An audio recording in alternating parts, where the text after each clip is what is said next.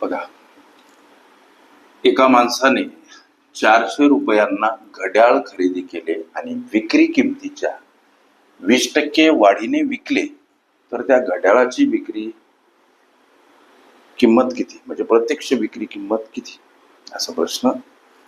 बघा, घड्याळाची खरेदी किंमत दर्शवली. माणसाने एका घड्याळ खरेदी केलं 400 रुपयाला.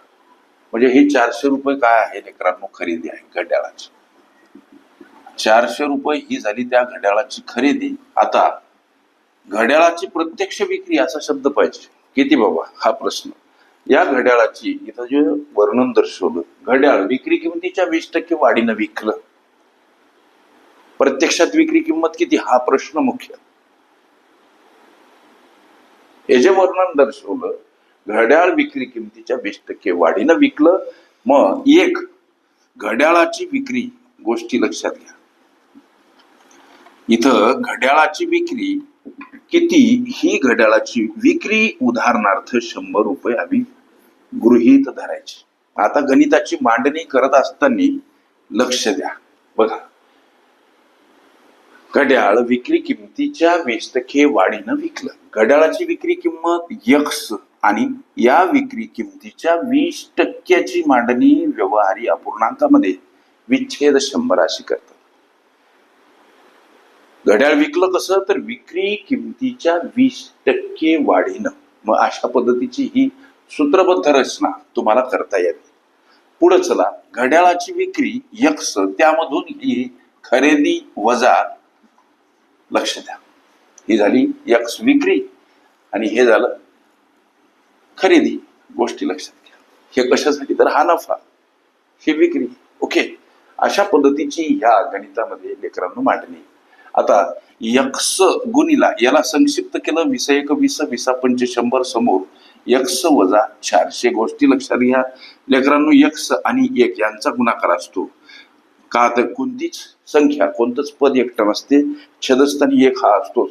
या गोष्टीचा विचार करता दोन अपूर्णांक, अपूर्णांकाचा गुणाकार अंशाचा छेदाचा, म्हणून X सोबत 1 गुणिला उत्तर X एकटे मांडले काय, 1 X मांडले काय, ॲज इक्वल 5 × 1 5, समोर X वजा 400. आता X एकटे करा 5, X वजा 400 कडे जाताना गुणिला स्वरूपात का मांडायची, संख्या परस्पर विरुद्ध बाजूने जाताना एखाद्या पदासोबत भागीला असेल, गुणिला असेल, भागीला अधिक असेल, वजा असेल, अधिक अंशस्थानी असेल, छेदस्थानी असेल, अंशस्थानी मांडा किंवा मांडावीच लागते. आता X बराबर काय, 5 आतील पदाला गुणिला 5 गुणिला X 5X आणि 5 गुणिला 400, उत्तर 2000.